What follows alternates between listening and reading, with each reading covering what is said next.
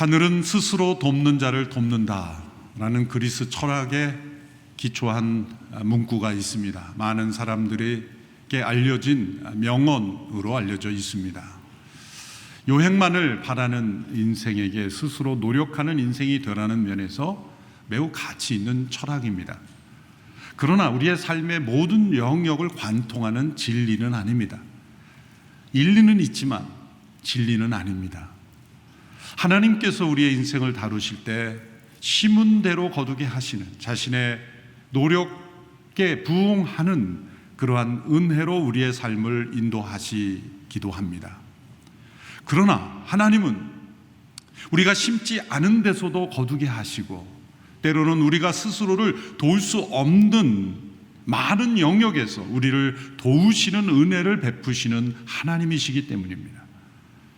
스스로 자신을 도울 수 있는 사람도 있지만 자신을 도울 수 없는 사람도 있고, 그리고 자신을 어떻게 도와야 할지 모르는 이도 많기 때문입니다. 특별히 죄 가운데 있는 인간들은 그 죄의 굴레를 스스로의 힘으로 벗어날 수 없습니다. 아무리 스스로 노력한다 할지라도 그 노력 자체가 죄 가운데 더욱 들어서게 할 수 있기 때문입니다. 그러므로 복음은 이렇게 말씀합니다. 하나님께서는 스스로 도울 수 없는 자를 도우심으로 은혜를 베푸신다는 겁니다. 스스로 돕는 자만을 돕는 하나님이시 아니라는 거죠. 은혜란 무엇입니까? 스스로 도울 수 없는 자를 돕는 것이요, 심지어 사람들이 보기에는 도울 가치가 없는 이도 돕는 것이요, 그리고 그 은혜를 모르는 자도 그 은혜의 범위에 포함되는 것이 진정한 은혜이기 때문입니다. 로마서의 주제는 바로 이 오직 하나님의 은혜로 인간을 구원하시는 그 하나님, 그리고 그 은혜에 대하여 오직 믿음으로 응답함으로 그 구원을 받는다는 기쁜 소식입니다. 로마서는 이제 이렇게 그리스도 안에서 나타난 하나님의 의에 대하여 소식을 전하고 있습니다. 그 하나님의 의는 예수 그리스도의 십자가의 희생을 통해서 우리에게 용서가 주어진다는 것입니다. 용서가 주어질 뿐만 아니라 우리가 의롭게 되어 하나님 앞에 서게 된다는 것입니다. 하나님 앞에 서게 될 뿐만 아니라 그 하나님과 교제하며 그 하나님과 연합하는 데까지 나아갈 수 있다는 것입니다. 지난주 본문에서는 예수 그리스도께서 행하신 일을 근거로 오직 우리에게 은혜로만 주어지는 하나님의 의임을 강조했습니다. 이제 4장에 이르러서는 그 오직 은혜로 주어지는 하나님의 의가 우리가 그 은혜를 받아들일 때는 오직 믿음으로만 받아들일 수 있음을 설명하고 있습니다. 이 오직 은혜로 주어지는 하나님의 의는 우리 편에서는 오직 믿음으로만 받아들일 수 있다라는 것입니다. 그러므로 오직 은혜로 주어지는 의는 오직 믿음으로만 받아들일 수 있다. 오직 은혜와 오직 믿음은 동전의 앞뒤면과 같습니다. 종교개혁자들은 이 솔라 그라치아, 오직 은혜와 솔라 피데, 오직 믿음은 항상 함께 병행하는 것이며 연결되어 있는 것이며 뗄 수 없는 것임을 강조했던 것입니다. 3장에서는 오직 은혜로 주어짐을 하나님 편에서 강조했다면, 예수 그리스도께서 행하신 구속으로, 예수 그리스도께서 화목제물 되심으로 우리에게 이 하나님의 의가 값없이 주어졌다는 것을 강조했다면, 4장 편에서는, 이제 4장에서는 우리 편에서 오직 믿음으로만 그 은혜가 수납되고 받아들여지고 그것이 축복으로 역사한다는 것을 강조하고 있습니다. 그 진리를 설명하기 위해서 구약의 두 인물을 예로 인용하며 설명하고 있습니다. 두 사람은 매우 구약 역사에서 가장 잘 알려진 두 인물입니다. 아브라함과 다윗입니다. 두 사람은 예수 그리스도를 소개하는 마태복음의 족보에서 또한 예수님을 설명하는 대표적인 두 명의 조상으로 언급됩니다. 마태복음 1장 1절을 이렇게 소개하죠. 아브라함과 다윗의 자손 예수 그리스도의 세계라. 예수님을 소개할 때 예수님이 단지 아브라함과 다윗이라는 육신의 혈통의 후손만을 의미하는 것이 아니라 이 아브라함과 다윗이라는 인물을 대표적인 조상으로 열거한 것은 아브라함과 다윗을 부르셔서 역사하신 하나님께서 그들을 어떻게 구원하시고 그들을 어떻게 하나님의 백성으로 변화시켰는가가 곧 예수님을 믿는 우리의 믿음과 연결되었다는 것을 의미하기 때문입니다. 아브라함과 다윗의 인생은 두 사람의 영웅담이 아닙니다. 위기와 고난을 극복한 인간 승리의 역사가 아닙니다. 아브라함과 다윗이란 인물이 얼마나 탁월한 인물인가를 설명하기 위하여 등장시킨 위인전이 아닙니다. 도리어 정반대입니다. 아브라함과 다윗이라는 인물이 하나님께서 택한 사람을 통하여 하나님께서 어떻게 그들을 의롭다 하시고 어떻게 하나님께서 그들에게 믿음을 주시고 어떻게 하나님께서 예수님을 통해 주시는 구원의 원리를 보여주는 사람들이 되었는가. 두 사람의 인생은 바로 그러한 의미를 가지는 인생이라는 것입니다. 사도 바울이 로마서 4장에서 두 사람을 인용하는 이유는 무엇입니까? 오직 은혜로 얻는 이 하나님의 의가 오직 믿음으로만 받을 수 있다는 것은 바울 자신의 주장이 아니라는 것입니다. 바울 그 시대의 어떤 철학이 아니라는 것입니다. 새로운 사상이 아니라는 것입니다.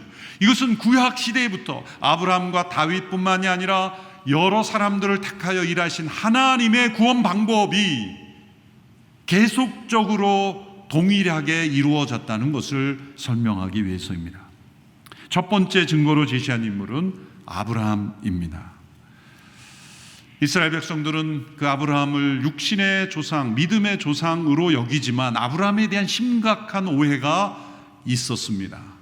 바울 당시에 이르러서 유대인들은 아브라함을 율법 신앙의 대표적인 인물로 순종을 통하여 하나님 앞에 기쁘시게 한 사람으로 그렇게 여겼죠. 우리가 아브라함을 생각할 때도 동일한 오류에 빠질 수 있습니다. 성경을 있는 그대로 아브라함의 생애를 정확하게 이해하지 못하면 아브라함의 순종을 우리가 본받아야 된다, 그는 순종했다, 우리는 왜 순종하지 못할까, 그런 방식으로 우리의 율법적 신앙, 우리의 행위를 강조하는 신앙의 모델처럼 우리는 따라가기 어려운 어떤 모델로서 그는 훌륭한 신앙이었지만 나는 그러지 못해라는 그렇게 우리를 좌절시키는 모델로서 열거한다면 아브라함의 생애를 잘못 이해한 것입니다. 특별히 유대인들은 성경을 있는 그대로 전달해 주지 않고 그 성경을 해석한 탈무드나 미드라시나 이런 율법 중심의 해석을 통하여 각색된 아브라함을 배웠던 것이죠. 바울도 그렇게 가르침을 받았고 또 그렇게 가르쳤던 사람이었을 것입니다. 그러한 오해를 뒤집으면서 성경 그 자체를 보아야 한다. 하나님이 아브라함을 믿음의 조상, 육신의 조상으로 세우신 것은 그가 위대해서가 아니다. 도리어 그는 얼마나 많은 순간들을 불신앙에 빠져 있었는가, 얼마나 많은 시간 그는 하나님을 믿지 못했는가. 그럼에도 불구하고 하나님이 아브라함을 의롭다 하신 이유가 무엇인가? 그것은 그의 행위가 아니다, 그의 노력이 아니다, 아브라함 스스로 자신을 도움으로 하나님 앞에 의롭게 된 것이 아니다. 오직 하나님의 약속을 믿는 그 믿음을 의로 여기셨다라는 것을 설명하기 위해서 아브라함을 예로 든 겁니다. 1절, 2절, 3절까지 연이어 함께 읽어보겠습니다. 1절부터 3절까지 시작.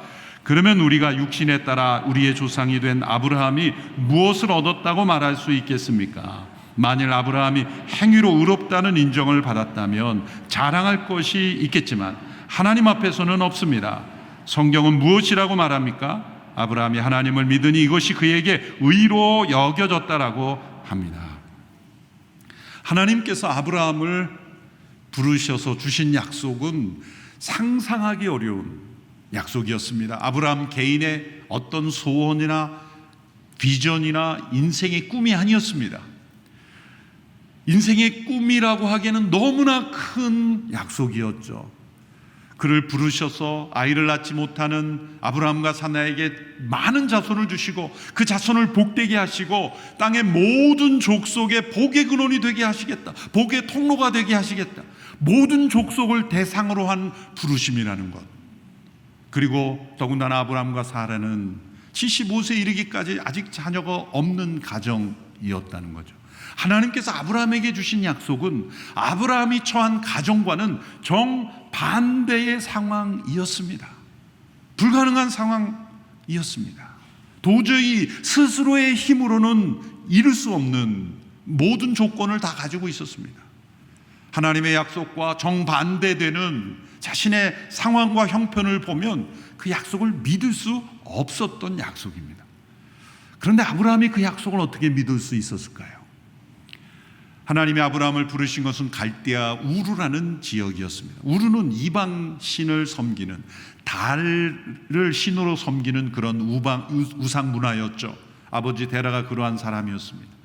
아브라함은 아버지 데라부터 조상 쪽부터 우상을 섬기는 가정이었어요. 그 가정에서 자라난 아브라함이 어떻게 하나님의 약속을 따르는 사람이 되었을까? 성경에 그 힌트가 나와 있습니다. 창세기 11장 후반부에 보면 아브라함을 소개할 때 그의 아버지 데라의 족보를 통해 소개합니다. 데라의 후손은 이러하니라 라고 하며 그 데라와 그의 자녀들 속에 아브라함이 있었다는 것을 설명하는 중에 힌트가 나옵니다. 첫 번째 힌트는 아브라함에게 있었던 형제 중 하란이라는 형제가 먼저 죽었다는 겁니다. 왜 족보를 설명하며 그 가족의 한 죽음을 설명할까요? 아버지 데라보다 먼저 아들이 죽은 것입니다. 그 죽음의 원인이 무엇이든 간에 아버지보다, 형제보다 먼저 어쩌면 가장 오래 살아야 될 가족이 죽었다는 것. 부모님의 죽음조차도 우리에게 깊은 영적인 메시지, 인생의 본질은 무엇인가, 죽음이란 무엇인가, 죽음 이후는 어떻게 되는 것인가. 인간이 일상적인 생활에서 상상할 수 없는 그러한 영적 예민함이 언제 주어집니까? 죽음을 직면할 때. 사랑하는 이의 죽음을 통해 우리는 그 영적 세계를 실감하게 되죠. 더군다나 가장 오래 살아야 될 형제가 혹은 자녀가 죽음을 맞이할 때 우리의 인생이 뒤집어지면서 우리의 영혼이 하나님께 민감하게 되는 것이죠. 하나님이 아브라함을 찾아오신 때는 바로 그때였을 가능성이 매우 높고 성경에 나타난 사건을 통해서는 그렇게 보는 것이 맞습니다. 우르에서 그런 일이 있었고 하나님이 그의 인생에 찾아오셔서 그를 강제적으로 강권적으로 이끄신 것이죠. 하나님이 그를 부르시는 땅으로 이주하였지만 그에게는 그 부르심을 온전히 따를 믿음이 없었죠. 그래서 하란이라는 곳에 머물렀죠. 공교롭게도 그 도시의 이름은 먼저 죽은 형제 이름과 같은 하란, 교차로란 이름의 뜻이었어요. 아버지 데라는 더 이상 가지 않겠다고 머물렀고 그 이유는 어쩌면 우르와 같은 이방신을 섬기는 문화, 그러한 상황 속에 있었기 때문이죠. 아브라함의 믿음은 아버지의 그 뜻을 넘어설 수 없는, 육신의 아버지를 뛰어넘어 살아계신 하나님을 따라가는 믿음까지는 이르지 못했다는 거예요. 예수님을 믿고 싶어도 가족들이 반대하면 그저 믿지 않는 편을 택한다는 그 정도의 믿음이라고 보면 되겠습니다. 믿고 싶지만 가족이 반대하니까, 부모님이 원치 않으니까 그냥 믿음을 보류하는 거죠. 마음 한구석에는 숨어 있지만, 뭔가 있는 것 같지만, 바로 그러한 것이 아브라함의 믿음이었던 것이죠. 하나님은 거기에 머물지 않으셨습니다. 아버지 데라가 죽은 후 하나님이 약속을 다시 확인시켜 주셨죠. 창세기 12장 1절 3절의 말씀 속에 너에게 자손을 줄 것이고 그 자손을 많이 줄 것이고 그 많은 자손을 복되게 할 것이고 그 복된 자손을 통하여 모든 족속의 복의 근원 통로가 되게 하시겠다. 약속을 다시 확인해 주셨어요. 그 약속을 따라 아브라함이 또 이동을 하고 부르심을 따라갔지만 아브라함은 그 약속을 받아들일 믿음이 없었습니다. 그래서 애굽으로 내려가죠. 약속의 땅에 기근이 일어나자 애굽으로 내려갔어요. 그곳에서 거짓말을 했죠. 아내를 누이라 속이며 아내를 잃어버릴 뻔했어요. 그는 매우 중요한 실수를 넘어선 하나님 앞에 불신앙의 행동이고 아내를 잃어버릴 뿐만 아니라 아브라함과 사라를 통해 주시는 자손의 그 하나님의 약속을 무너뜨릴 수 있는 매우 위험한 행동이었죠. 하나님은 그래서 강권하여 그를 보호하셨어요. 이렇게 아브라함의 출발 또 강권적이었고 또 그 약속에 믿음을 응답하지 못하는 연약함이 그대로 드러났어요. 15장에 이르러서도 아브라함은 그 약속을 기억하긴 했지만 아직 믿지 못했어요. 그래서 하나님께 이렇게 건의하는 장면이 나옵니다. 하나님께서 이런 약속을 주셨는데 저에게 아직 자손이 없습니다. 이제 저는 더 늙어가는데 이제 저와 사라를 통해서 자녀를 낳는다는 것은 불가능한 것 아닙니까? 이런 마음을 깔고서 하나님께 다메섹에서 데려온 엘리에셀이라는 종을 양자로 드리겠습니다. 양자도 자녀 아닙니까? 그러니 하나님의 약속도 이루어지는 것이고 또 합리적인 것 아닙니까? 라고 하나님께 건의 드리는 내용입니다. 그때 하나님이 아니다, 아브라함과 사라를 통해서 자손이 나타날 것이다 라고 하나님이 확언해 주시며 다시 확증해 주시면서 밖으로 데리고 나갑니다. 그리고 별을 보여주십니다. 너희 자손이 이 별과 같이 많아질 것이다. 그때 아브라함의 마음속에 믿음이 일어난 것입니다. 자, 이 믿음은 아브라함이 스스로의 노력으로 얻은 것일까요? 아니면 하나님께서 선물로 주신 믿음일까요?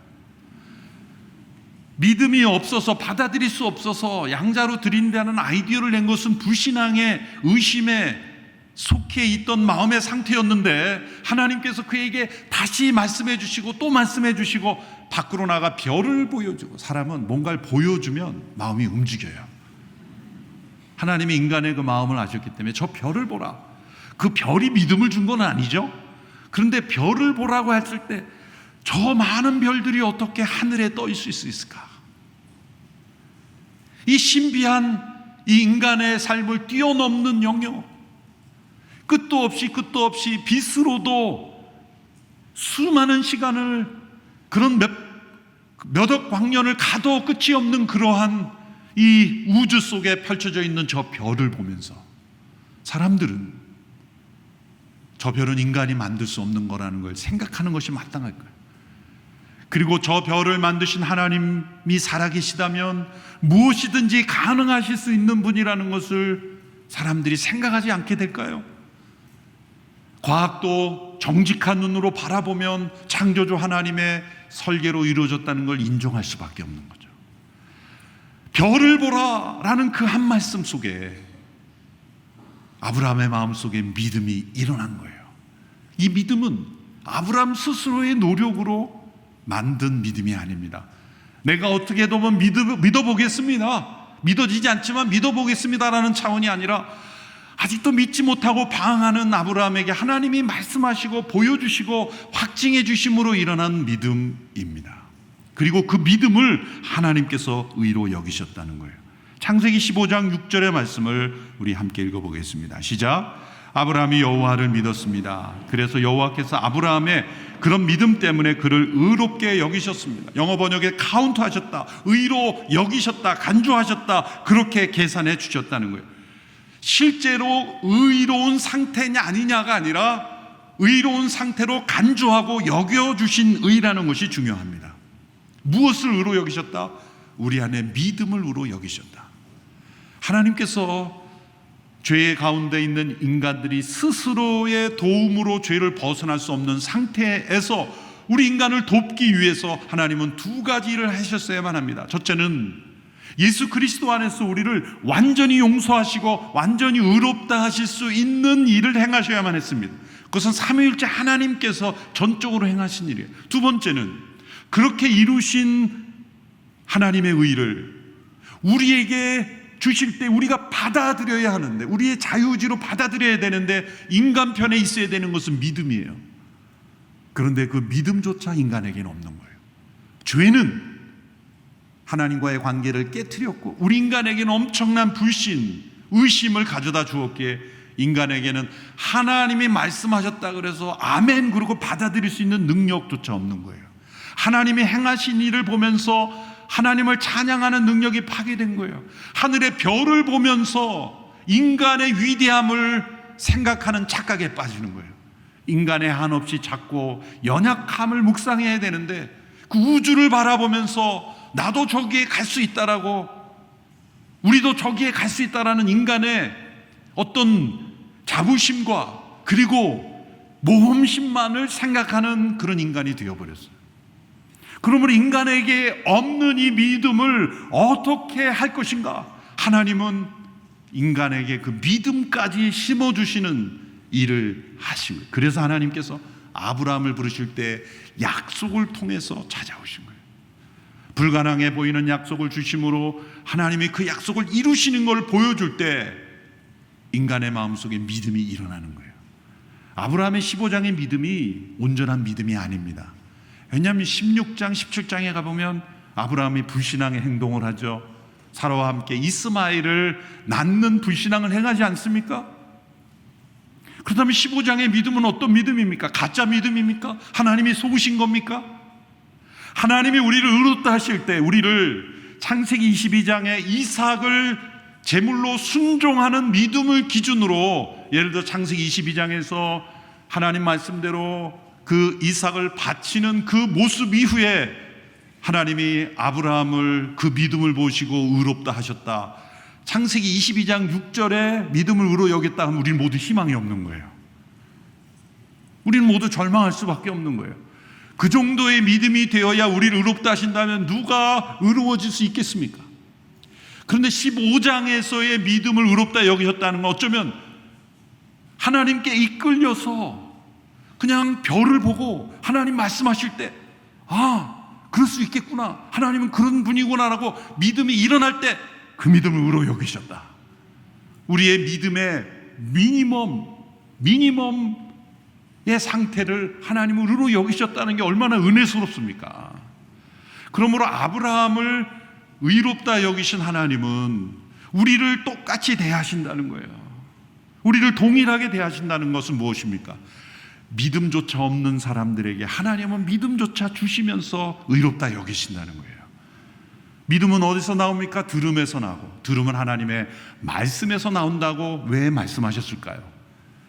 그것은, 이 믿음은 우리 스스로의 노력으로 만들 수 있는 것이 아니라는 거죠. 믿음이라는 항상 대상이 있는 거죠. 그 대상이 어떤 존재인가에 따라서 내가 믿기도 하고 믿지 못하기도 합니다. 우리 인간관계 속에 어떤 사람은 내가 굳게 믿었는데 하는 행동을 계속 보니 믿을 수 없게 하는 사람이 있죠. 어떤 사람은 전혀 믿지 않고 믿고 싶지 않았는데 약속을 신실하게 지키는 것을 통해서 점점 믿음이 강해지고 굳어지는 사람이 있지 않습니까? 그런 믿음은 어디서 난 걸까요? 나의 노력과 나의 결심과 또 나의 의지로 만들어낸 것이 아니라 내가 상대하는 그 대상이 어떤 존재냐에 따라서 믿음이 생기기도 하고 사라지기도 하는 거예요. 믿음이라는 것은 그 믿음의 대상이 나에게 주는 선물과도 같은 거예요. 그러므로 우리가 하나님을 믿는다고 할 때 그 믿음은 하나님이 신실하신 분이기 때문에 우리에게 믿음이 찾아오는 거예요. 하나님이 신실한 분인가 어떤 걸 어떻게 할 수 있습니까? 하나님의 역사에 나타난, 하나님이 약속하시고 그 약속을 신실하게 지키시는 것을 볼 때 우리는 믿게 되는 거죠. 그래서 말씀을 들으라는 거예요. 요즘 번역에는 나타나 있지만 과거 개역 번역에서는 하나님을 펼 때 주는 일향 미쁘시니, 이렇게 한자를 써. 일향, 언제나 변함없이 미쁘다라는 표현. 우리 찬송가에도 미쁘신 나의 구주, 이거는 이쁘다는 게 아니라 신실하시다, 믿을 수 있으신 분이다, 페이스풀하신 분이다, 그런 의미로 미쁘다라는 단어를 우리 선조들은 썼습니다. 하나님은 일양 미쁘신 하나님, 언제나 신실하신 하나님, 약속을 반드시 지키실 수 있는 전능하시고 선하신 하나님이시기에 그것을 바라볼 때 우리의 마음속에 무엇이 일어납니까? 믿음이 일어나는 거예요. 그러므로 우리가 구원받는 믿음조차도 하나님께서 우리에게 주신 선물입니다. 그 그러므로 우리의 믿음도 하나님의 앞에 공로가 되지 못해요. 믿음도 하나님 앞에 우리가 내세울 의가 되지 못합니다. 여러분, 믿음이 강하십니까? 하나님이 강한 은혜로 임하셨기 때문이에요. 여러분, 믿음이 견고하십니까? 견고한 사랑으로 하나님이 붙들어 주셨기 때문이에요. 여러분, 믿음이 신실하십니까? 하나님이 신실하게 여러분에게 찾아오셨기에 여러분의 믿음이 신실한 겁니다. 여러분, 믿음이 헌신적이십니까? 하나님의 그 사랑이 너무나 헌신적으로 여러분에게 임하셨기에 여러분의 믿음이 헌신적인 거예요. 우리의 강한 믿음도, 우리의 신실한 믿음도 그 어떤 것도 자랑할 것이 되지 못해요. 나는 믿음이 강합니다, 나는 믿음이 좋습니다 라고 자랑하고 교만한 것만큼 위험한 신앙이 없어요. 그것은 믿음이 없는 것과 마찬가지고 도리어 더 위험할 수도 있어요. 믿음이 없는 상태는 믿음이 생길 수가 있는데 자기에게 있는 믿음을 자기 노력으로 얻은 것처럼 자랑하면요, 구제불능에 빠질 수 있어요. 어떻게 할 수가 없는 거예요. 우리에게 믿음조차 주시는 신실하신 하나님을 우리는 바라보아야 하는 것이죠. 아브라함을 의롭다 하신 그 아브라함에게 믿음은 아브라함의 위대함 때문에 있었던 믿음이 아니라는 거죠. 도리어 그는 그 하나님의 엄청난 약속을 믿을 수 없었고 받아들일 수 없었고 방황했고 혼동스러웠고 그리고 이해할 수 없었지만 하나님이 계속 말씀하시고 그리고 보여주시고 그리고 약속을 지켜주시기에 아브라함 안에 믿음이 생겼고 하나님이 심어주신 그 믿음을 의롭다 하셨다. 히브리서에 보면 믿음의 주요 온전케 하시는 예수를 바라보라 그랬죠. 그런데 거기에 보면 믿음의 주라는 말을 우리말 성경이 좀 더 구체적으로 잘 번역해 믿음의 창시자라고 했어요. 믿음의 주요 할 때 author라는 그런 저자라고 할 때 그런 영어 단어를 번역했는데 그것은 뭐냐면 우리에게 믿음을 일으키신 분이라는 거예요. 제너레이터다. 헬라어 원본을 그대로 정확하게 하면 우리에게 믿음을 시작하신 분, 우리에게 믿음을 일으키신 분이고 또 믿음을 온전케, 믿음을 완성하실 분이 오직 예수 그리스도시라는 거예요. 예수님 우리의 구세주가 될 때 예수님 안에 있는 하나님의 약속은 우리 안에 없는 믿음도 일으켜 주시며 그 일으키신 믿음을 온전케 하실 하나님이시라는 거예요. 그러므로 하나님 앞에 우리가 나아갈 때 우리에게 있어야 될 가장 중요한 조건은 무엇인가? 믿음이라는 거죠. 어린 자녀들이 적어도 3세 이전에 어린 영아들에게 있어야 될 가장 중요한 것이 뭘까요? 부모를 전적으로 믿고 의지하는 거예요. 만일 유치원 입학한 아이가 엄마 아빠 이제 독립하겠습니다. 부모님 못 믿겠습니다. 그런다면 얼마나 놀랄까요? 어린 아이들에게 있어야 되는 건 뭐예요? 부모를 의지하는 거예요. 부모를 의지하는. 요즘은 이 아기들 영상이 너무 유행해서 어떤 아이는 부모를 먹여 살리는 아기도 있다 그러더라고요. 그렇다 그래도 부모가 도와줘야 되는 거죠. 부모가 도와줘야 되는 거죠. 저는 이 신생아의 축복기도 할 때 그 아기를 안을 때 참 그 아기가 누군가 안더라도 그냥 전폭적으로 그 부모를 의지하잖아요. 그 아기 얼굴 속에서 불신의 얼굴이 보이지 않습니다. 저 사람 나를 떨어뜨리면 어떡할까 불안해가지고. 어른 되면 그렇잖아요. 이 사람이 막 한가를 치면은 이 사람 나를 떨어뜨리면 어떡할까 불안해하는데 어린아이들은 부모가 그 아이를 안고 있을 때 부모의 발이 아프건 말건 신경 안 쓰는 거예요. 그냥 자는 거죠. 부모가 나를 절대로 놓지 않을 거라는 믿음이 있기 때문이 아닐까요? 이 정도면 엄마가 힘들어서 나를 떨어뜨릴 거니까 그만해야 되겠다. 그런 게 없어요. 그냥 계속 자는 거예요. 그 자체가 보여주는 어떤 믿음의 모습이 있죠. 히브리서 11장 6절의 말씀 개정 번역으로 보십시오. 함께 읽겠습니다. 시작. 믿음이 없이는 하나님을 기쁘시게 하지 못하나니 하나님께 나아가는 자는 반드시 그가 계신 것과 또한 그가 자기를 찾는 자들에게 상 주심을 믿어야 할지니라. 하나님이 그래서 이 믿음을 기뻐하시고 믿음을 의롭다 하시고 우리에게 믿음을 주셔서 그 믿음을 통해서 우리를 구원하신다는 거죠. 아브라함은 유대인들이 중요시하는 할례로도 의롭다함을 받지 않았다고 합니다. 9절 10절의 말씀을 보시면 제가 읽겠습니다. 그러면 이 복은 할례 받은 사람에게만 내리는 것입니까? 아니면 할례 받지 않은 사람에게도 내리는 것입니까? 10절 마지막에 보면 할례를 받은 때가 아니라 할례를 받지 않은 때입니다. 왜 이것을 강조합니까? 유대인들이 가장 중요시하는 율법, 그 율법의 가장 중요한 할례 제도, 하나님의 백성이라는 사인이 하나님 앞에 우리를 의롭게 하는 것이 아니라는 것입니다. 할례 제도는 17장에 가서야 하나님께서 만들어 주셨고, 아브라함 의롭게 되는 시점은 언제냐? 15장이라는 겁니다. 15장이 먼저입니까? 17장이 먼저입니까? 어려운 문제입니까? 그렇게 설명하는 거예요.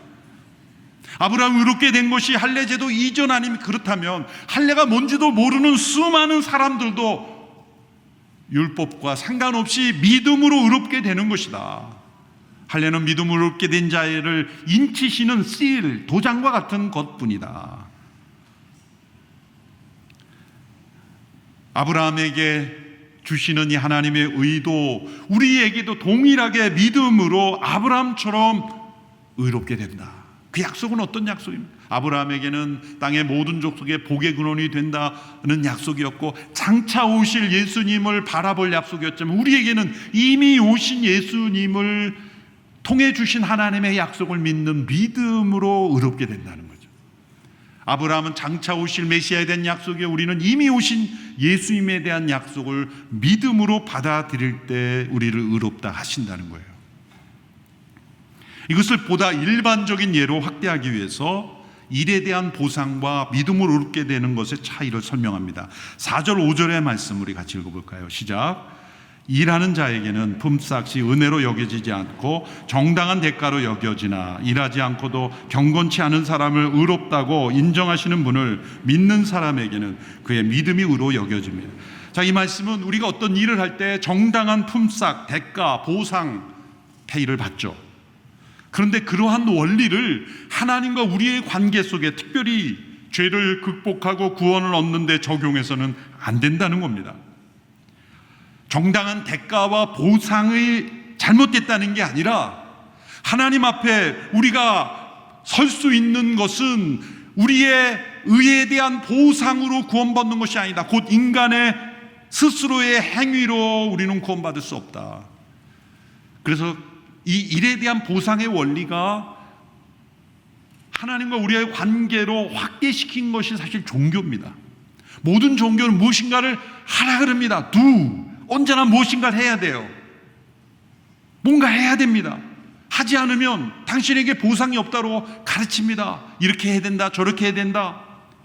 끊임없이 뭔가 하라 그래요. 그것은 마치 영어로 밑에 인슈런스, 보험이라고 했는데, 보험의 원리가 똑같아요. 보험은 보험금을 착실하게 납부해야 나중에 뭔가 얻을 수 있는 거예요.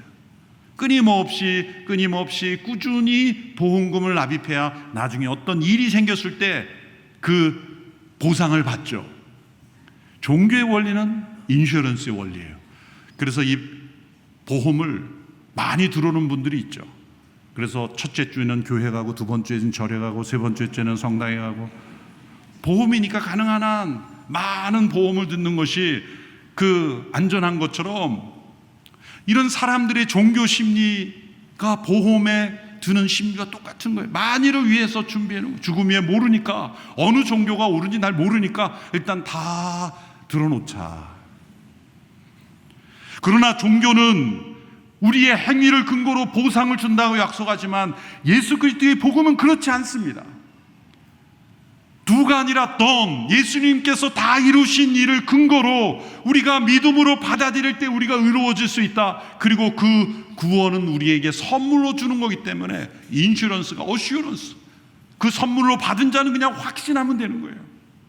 믿음으로 받아들이는 자에게 주시는 확신, 이것이 복음에 있습니다.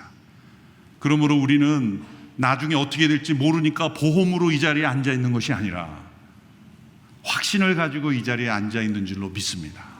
예수님께서 다 이루었다, 다 이루어졌다, 그것을 기초로 우리가 믿음으로 받는 선물에 감사로, 어슈런스로, 확신으로 있는 거예요. 헌금은 보험금이 아닙니다. 헌금은 우리의 하나님께서 은혜로 우리를 값없이 의롭다함을 주신 이 확신의 기쁨의 예물인 것이죠. 그리고 이 소식을 많은 사람들에게 전해야 한다라는 그런 나눔에서 나오는 것뿐입니다.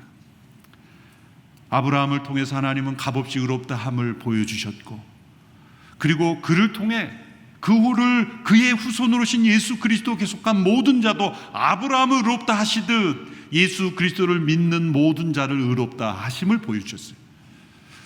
바울이 두 번째 증거로 인용한 인물은 다윗입니다. 잠시 6절에서 8절 인용하지만 다윗이라는 인물을 분명히 언급하면서 그의 고백을 인용합니다. 6절에서 8절의 말씀 같이 읽겠습니다. 시작. 행위와 상관없이 하나님께 의롭다고 인정받는 사람의 복에 대해 다윗도 이렇게 말합니다. 주께서 불법을 용서하시고 죄를 덮어주시는 사람은 복이 있고 주께서 그 죄를 인정치 않으실 사람은 복이 있다. 두 번씩이나 복이 있다, 복이 있다 말씀하시는 내용은 무엇입니까? 다윗은 누구보다도 의롭게 여김을 받아야 될 간절한 필요가 있었던 사람입니다. 그는 중성스러운 우리아의 아내와 간통하고 자신의 죄를 은폐하기 위해 우리아를 살인하기까지 한 깊은 죄에 추락했었습니다. 그가 자신의 죄 가운데 있고 회개하지 않을 때 그는 뼈가 마르는 것 같은, 주의 손이 자신을 짓누르는 것 같은, 그리고 자신의 진액이 다 말라버리는 것 같은 고통을 겪고 있었습니다.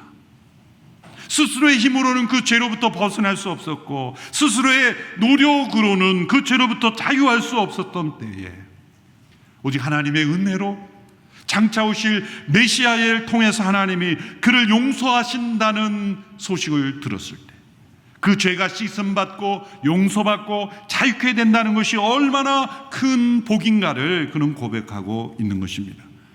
다윗이 누리는 이 죄사함의 복은 그가 행위로 정했던 살인과 간음죄만이 아니라 원죄까지 포함하는 것입니다.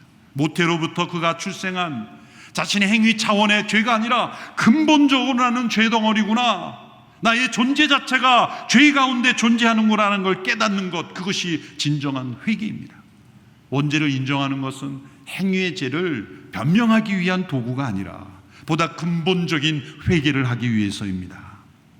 회개란 그러므로 어떤 행실을 고치는 것 이상입니다. 우리의 전 존재가 하나님 앞에 값없이 의롭다함을 받고 예수 그리스도의 십자가로 씻음받지 않으면 희망이 없다는 걸 인정하고 우리 안에 값없이 의롭다함을 받을 때 우리 안에 새 생명이 탄생하는 것입니다. 참된 회개란 우리 안에 새 생명이 옛 생명을 몰아내는 것입니다. 끊어내는 것입니다. 그리고 회복시켜 주시는 겁니다.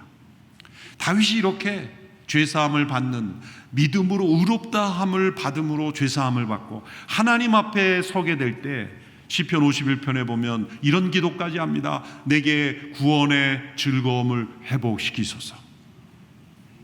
아니, 용서를 구하는 사람이 너무 뻔뻔스럽지 않습니까? 죄 용서받고 감사합니다 그러면 끝날 일이 즐거움을 회복시켜 주소서. 너무 뻔뻔스러운 기도처럼 보이지만 이것은 믿음의 용기입니다. 하나님의 은혜로 의롭게 된 자가 믿음으로 의롭게 된 자에게 주시는 용기는 하나님과 나눴던 기쁨과 즐거움까지 회복할 수 있다는 거예요. 얼마나 큰 복입니까? 아브라함도 믿음으로 의롭게 되었어요. 그리고 하나님의 말할 수 없는 약속을 받는 통로가 되었어요. 다윗도 엄청난 죄 가운데 용서받고 의롭게 되어 메시아의 조상의 통로가 되었어요. 두 사람 모두가 그들의 인생이, 그들의 어떤 노력이, 그들의 탁월함이 믿음의 통로가 된 것이 아니에요. 우리처럼 우리도 연약함, 불신, 의심, 죄악, 근본적인 죄 가운데 있는 존재들입니다. 우리는 스스로 도울 수 없는 존재입니다. 스스로 도울 수 있는 일보다 도울 수 없는 일이 훨씬 더 많은 존재들. 그러므로 우리에게는 오직 하나님의 은혜만이 살 길이요, 그 은혜를 오직 믿음으로 나가는 길, 이 살 길이라는 것을 알려주고 있습니다. 오직 믿음으로 걷는 이 믿음의 길을 포기하지 않고 오직 하나님의 은혜만을 믿음으로 받아들이는 우리 모두가 되기를 축원합니다. 기도하겠습니다. 살아계신 하나님 아버지, 오직 은혜로 우리에게 주신 하나님의 의를 오직 믿음으로 받아들입니다. 값없이 의롭다함을 받은 아브라함과 다윗, 말할 수 없이 우리를 괴롭히고 얽매였던 그 죄로부터 자유케 하시고 우리를 의롭다 하시고 그리고 그 기쁨과 즐거움까지 회복시켜 주시는 하나님의 크신 은혜를 믿음으로 받아 누리는 우리 모두가 되게 하여 주옵소서. 예수님의 이름으로 기도하옵나이다. 아멘.